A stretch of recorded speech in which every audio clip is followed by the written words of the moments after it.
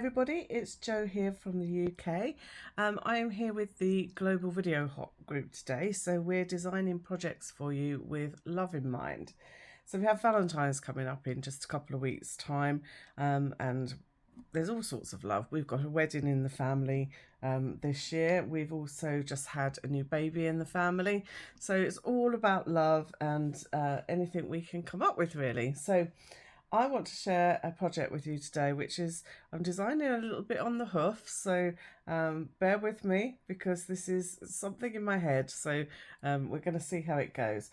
But I want to design with the this is the Flight and Airy DSP, which you can earn currently with the celebration promotion. So this you can earn with a £45 spend in the UK. And oh my gosh, this paper is just so lovely. I just love everything about it. So we've got all these little bird images, but the backs of the papers are really beautiful as well. I'm just sort of going to flick through some of them here. You can see I've been using them. And this little ditzy paper I really love. And there's just so many different lovely designs and lovely colours that you can basically just design to your heart's content with this, really. So it doesn't go with any particular stamp set. It is sort of a standalone product, but what's nice about it is that there's so many lovely colours in it that you can pretty much do anything. So I'm using an image cut from this DSP here. I thought these were really sweet as for it could be for a wedding, it could be for engagement, anything really. So but I've got a couple in mind, so I thought these were really quite sweet. So I have pre-cut one of the images. I think I've chosen this one here, but I have also got another one ready just to show you, because I wanted to just give you a few hints and tips for when you're cutting images out of paper. I often get asked how I get sort of nice smooth edges on my cutting. So I wanted to share a couple of little tricks with you just to help you along the way. As I say, I have pre-cut this one because you don't want to be spending the whole video watching me cut, but I just wanted to try and help you a little bit. So I use a sharp knife. I've got a brand new blade in here. Now this is one of the cheapest knives you can probably get. It's a surgical grade knife, and this is Swan Mortar, I think they are, but you can get all different design handles, so you really whatever's convenient and what is comfortable for you. I've been using these for years and years and years, and I just buy a big pack of blades so I can just change them whenever I need to. But it's really important that you have a sharp blade. If you don't have a sharp blade, then you're never going to win with cutting. So first of all, what I would do is I'd look for any little pieces in the middle where my scissors can't get effectively. So I just use my knife and I gently use a motion just to cut any little pieces from the center. And with these knives, because they're precision knives, you can just bend them a little bit, you can move them, and you should be able to just pull out a little piece just like that. So you basically, you're not having to sort of tear the paper. You want it to be a nice smooth cut, and don't be afraid to move the paper to where you want it to go. And then, as I say, you should, if you've caught all edges, if you haven't, just go back in, and then you should she says, just be able to lift out your piece like that. Okay, so any little pieces, I have a really bad pet hate of seeing any white pieces in the middle of a cutout image. I don't know why. I think it goes back to my decoupage days, because when I first started card making, I don't know, 25 odd years ago now, decoupage was very, very big. It was a really popular craft. And we do still use a lot of decoupage in our cards, but not like they used to be. I mean, we used to have layer upon layer upon layer, and they're quite sort of not something I'd probably undertake now. But it's the techniques are still the same using a knife. So I'd always take out these little white pieces first before I try and cut out my main image, because you've got a lot more to play with. It's a lot more stable. Okay, so once I'd done that, I would then take my scissors. Now, again, make sure your scissors are nice and sharp. Mine look like they could do a bit of a clean, actually, but let me just give them a very quick wipe. But our paper snips are really lovely to handle. I don't really like any other scissors. I have got other scissors. I've used other scissors a lot, but I just find the snips are really just nice to hold, and they're nice to use. So now what I would do, I will leave that there actually, because you can see probably the colour a little bit better. You don't want to use your scissors in an upright position like you normally would. So if you were cutting a bit of paper, you would hold your scissors up straight and you would just cut to get hopefully a straight line of whatever you were cutting. Now when we're doing the decoupage, for want of a better word, I can't get my words out tonight, we want to be holding them at sort of a, I don't know, 20 degree angle, something like that, so that you're cutting on the edge. So I'm literally cutting underneath the paper. So what that does, it gives you a bevel on the actual edge of the paper, so it kind of cuts underneath. Whereas if you're cutting straight and it's like it in the trimmer, you get like a little edge on here. But by just turning your scissors just that little bit distant, you get a nice cut edge. So another tip for you, get rid of any excess. So if you get to a point where you can just snip it off, get rid of it, because the less you've got in your hand, the better. So I'm going to start again at this point here. And if you notice, I'm not actually moving my scissors. I'm just closing them gradually. But all I'm doing is moving my paper. So I get those nice curves that aren't sort of jaggedy that you can sometimes get.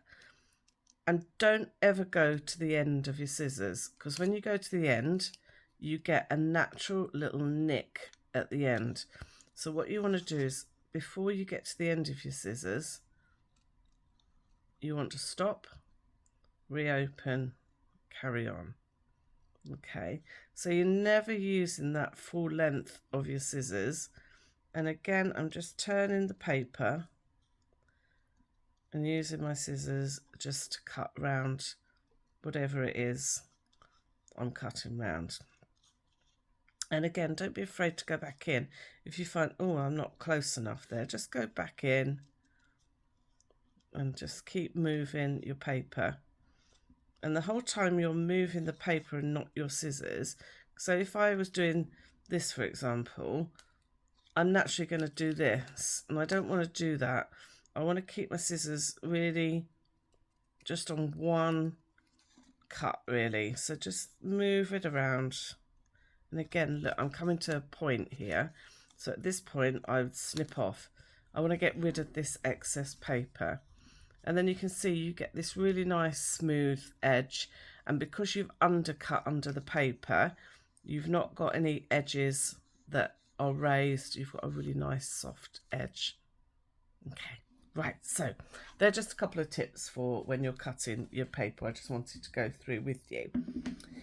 So my image today, I'm just using a basic white card base. My go-to favourite is a thick basic white. I always think they just look clean and fresh and you know, really nice. So this is a standard C6 card for us in the UK. This measures 10.5 centimetres by 14.85, and it's just folded, obviously.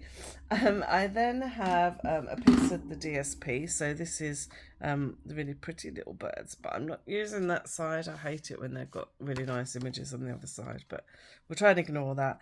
So this is the reverse side. The colours in this are Bubble Bath and Fresh Freesia. And then I've also got a layer that's slightly bigger. So this one, sorry, measures 9 centimetres by 13.35. And then this is just about 4mm bigger all the way around, just to give me a nice little border there. Okay, so that will be the base. So I'm just going to take those away and just leave my part here. Now what I want to do, I love creating with, as much as I love dies and everything else, and they're great for all our projects, sometimes I just like to design on the hoof, as I say, and I like to use things that are scattered around my desk. Now, I'm zoomed right in on my desk. Now, there's a reason for that today, because it looks like something's gone off really badly in my craft room at the moment. I'm prepping for lots of classes and got a retreat coming up. So, yeah, we're in a bit of a mess in here. So, I'm just using a scrap of paper. You can see it really is a scrap of paper. And I've just folded it in half, a bit like we used to do in the school days. And I'm going to draw a heart. Now, hearts come in all different shapes and sizes, as we know. And I just want to make sure it's going to sit on my page okay. And I want to bring it in. Okay, that's about right. Okay, so I'm drawing half a heart. So I'm just going to use my scissors. And again, I'm using that angle and I'm using that, don't go to the end of my scissors. I'm not following my line completely. It's a guide to give me an idea. Now you can see I've got quite a nice little heart there, but I don't actually want to use that. What I want to use is this part here. So I'm just going to unfold my heart and I want to see roughly where that's going to go. Now I can hold it up and I can see. Okay, I think that's about right. Okay, so now that I've got that in place, I'm just going to hold it there and I'm going to use my Fresh Freesia ink pad. I've just grabbed a sponge today, but you can use a blending brush if you've got one. And then what I want to do is just to add a little bit of colour onto this background. Now, you're probably not going to see it on the camera very well until it's done, because it's very subtle. It's colour on colour, and it's just to give me a border. I just love creating with bits of paper, and you know, it's nice sometimes not to use everything we've got in our craft room. Whoops, that moved. Did you see that? Don't worry about that. I'm just going to pop that back in place. Oh, I am moving. I need to hold that a little bit firmer. You could also tape it down, of course. I don't like taping things down really, because I find you can guarantee that my tape's always going to pick up that bit of paper that you don't want it to pick up and strip it off. So I tend to use, sometimes you use post-its, because post-its are good. In fact, I could have done that. I've got some sitting right in front of me, but it doesn't matter. This is fine. So really all I want is to get an outline of my heart. Now I'm hoping you can see that okay. All right, so now what I want to do, I'm just going to grab a block and I'm going to use my Fresh Freesia re-inker. If you haven't got a re-inker, you could just add a bit from your ink pad onto a block and maybe add a tiny drop of water, because I'm going to show you what I'm going to do next. Is I'm going to use a little cocktail stick, and I want to do little dots around the edge of my heart.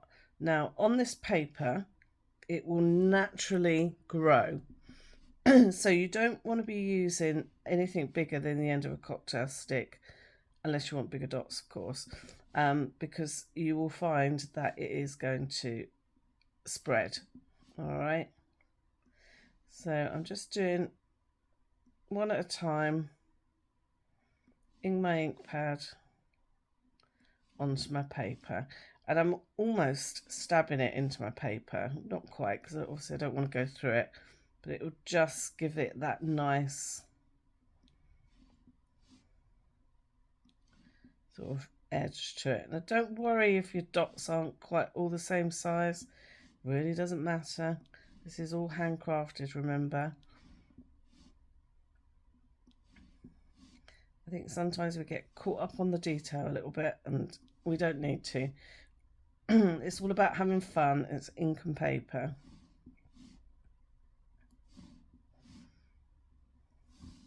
Now I always have things like cocktail sticks and things like that in my craft room for all sorts of reasons. They can come in handy for all sorts of things really, but they're just handy to have. And can you see how they're growing just a little bit? Now my cocktail stick is well inked. I'm managing to do 2 at a time. So at first when you start, you really need to just sort of keep inking each time, but once it's well inked and it's in the actual wood of the cocktail stick, I'm just going to move that around and work the other way.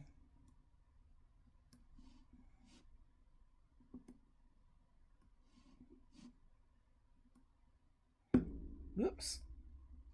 Now, what's happened there is the tip of my actual cocktail stick has bent. Can you see I've just gone over there? That's an opportunity for an embellishment. So we're not going to worry about that. I've just turned my stick over.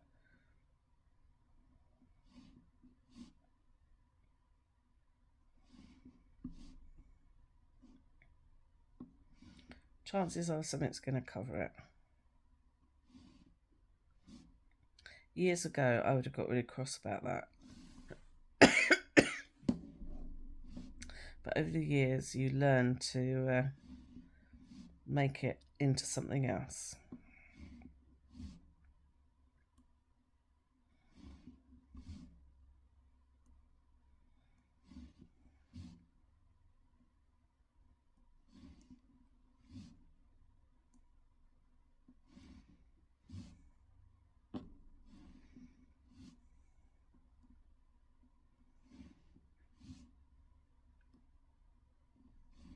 Now, if you wanted bigger dots, you could use something like the end of your take a pick tool, the end of a paintbrush, a rubber on the end of a pencil can create really nice sized dots depending on what you're doing. Okay, so I'm just going to wipe that away. So knowing me, I'll go and put my hand in it. So you can see it's just made that heart just sort of stand out a little bit. So now what I'm going to do is I'm going to bring in my little birdies that I've already cut, and I've already put some dimensionals on the back of this just to save a little bit of time. And I also wanted to add a little sentiment. So sometimes in our stamp sets, if I just bring this in so you can see how it's going to look in a second. Of course, we're going to have to add some thread or something to it. We'll build that up as we go. But sometimes when we get a stamp set, we like sentiments that come in it. So like this one, for example, it's got lots of little sentiments in it. These are actually shown at 85%. So they're actually a little bit bigger in here. But I love this love. And I was trying to think of what could I use with it, because I quite like different fonts and things like that all mixed up together. And I liked this U, so you could have love you. But then I saw this U up here, which is at the end of a line, which is going to be much easier to get hold of when I show you what we're going to do. But also I quite liked the capital Y on that. So what I'm going to do, I've cut out a little banner. So this banner is cut out using the stylish shape dies. So it's the smallest little banner. And I'm going to take the love, and then I have got the You're in My Thoughts, okay? So first thing I want to do, I'm going to use Misty Moonlight because I wanted to pick out some of the darker colour for my sentiment. I'm going to ink the love. Now, if I'm doing a small image, a small cutout like this, and I'm using clear stamps, I much prefer to cut it and stamp on top. If you prefer, you can just stamp it and then cut it out. But I just find that if you're using the transparent stamps, you can see quite well where you want to position something. So I quite like just doing it that way around, but it's all up to you. Now the other thing I like on here is the You're in My Thoughts. I want that you. So there's various ways you could do this. You could put a post-it note or some other way of blocking that off so that when you ink it, you're only going to get ink on the you. You could use one of our marker pens. That's absolutely fine. These are just the classic marker pens. You can use that as well. Sometimes the ink pools a little bit onto here. It's a different consistency to obviously our ink pads, but it does work. But sometimes you get a bit tonal markings on it. But the option I like to use, and the reason I liked this one with the U at the end, was I just position my U on the very edge of my ink pad. And I'm just going to squeeze it into there a few times. Then I'm going to double check that I've got no ink anywhere I don't want it, which is fine. I can see that. And then I'm going to stamp my U onto my banner. So as you can see, I have got a tiny little bit here, which obviously I have caught a little bit of the ink.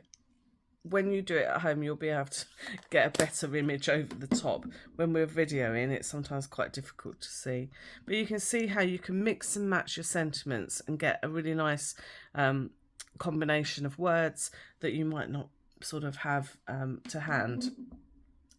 I have prepared one earlier, so I have one without the blue. So this is my banner, which I prepared earlier, and on the reverse of it, I've just stuck some double-sided sticky tape.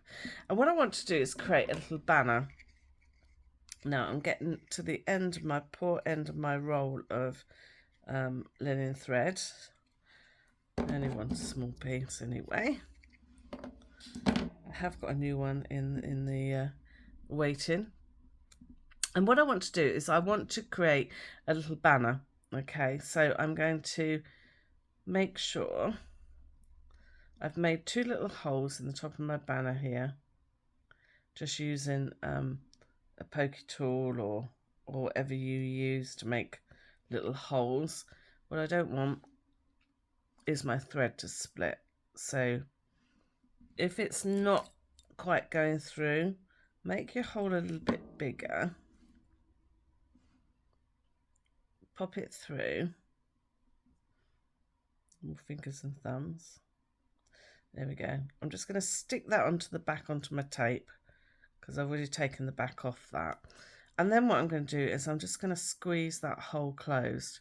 Now on the front, you won't see it. Okay, so don't worry if it's looking like it's a really big hole on the back. You're not going to be worrying about that. Okay, and what I thought would be quite nice is to hang this off my branch. So I'm going to pop my string through the branch, and then what I want to do is just to pop it through the other hole. A little bit fiddly because I've taken obviously my tape off of everything. Hopefully you can see what I'm doing.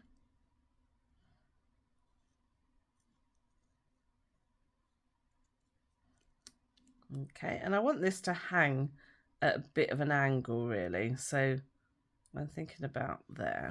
So I'm just going to stick my linen thread onto the reverse again.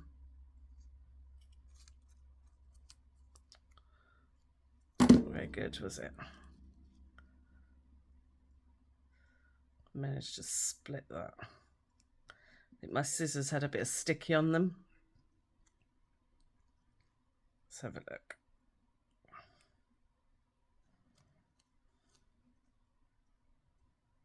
As I say, if anything like this happens, you just use it as an opportunity. I'm just going to make that a little bit shorter. That's fine. There we go. That's fine. All resolved. Okay. So now that that's done,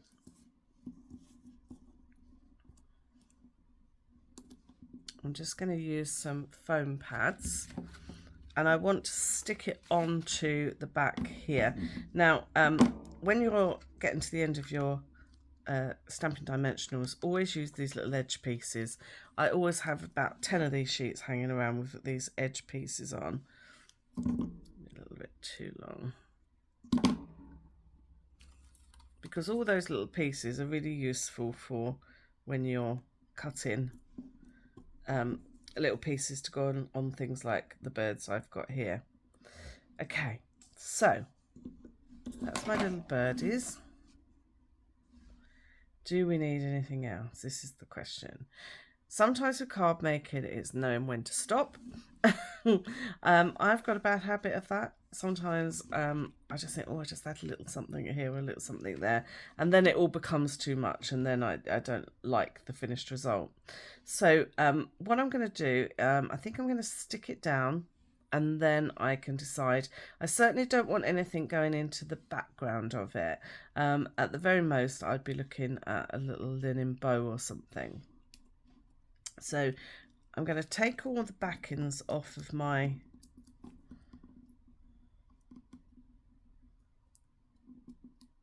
birds.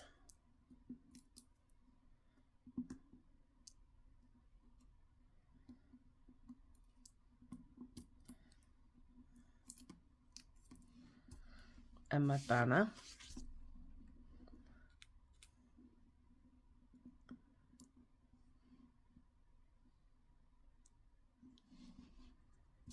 Okay.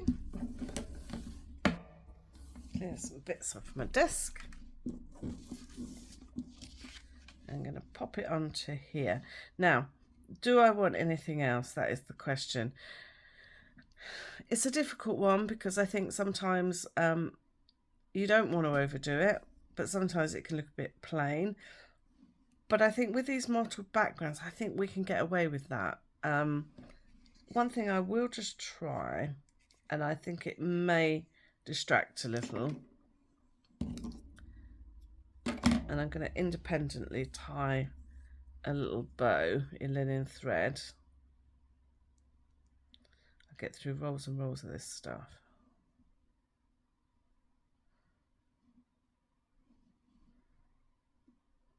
Yeah, see, what I was thinking, I just cut the ends off. What I was thinking was adding a little bow to the end, but it's going to distract from the sentiment. So I could put something somewhere else. I don't mind it up there, but I think actually it needs to stay as it is. I'm going to leave it as it is, because what I am going to add is some little gems onto this. So I'm using the iridescent foil gems. So let me just stick this down. Again, use whatever glue you're comfortable with. I'm a wet glue girl.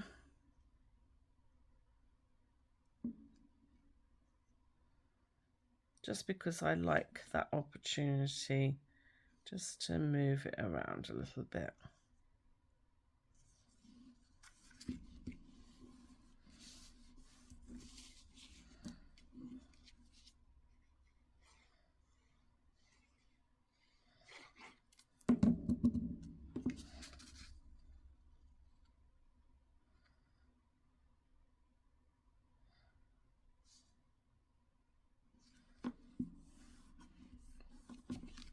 There we go. So that's my card. So what I'm going to do is I'm going to grab a couple of these lovely dots. Now, first and foremost, I need to stick one over my little accident earlier, so nobody knows that's there. And then I am going to add 2 or 3 more. Sometimes I can spend hours deciding where I want my little gems to go, and sometimes actually it's better just to go for it and just place them somewhere, because otherwise you're thinking about it too much and then it all becomes too much. So I'm going to be luxury 5 on this one. See what I mean?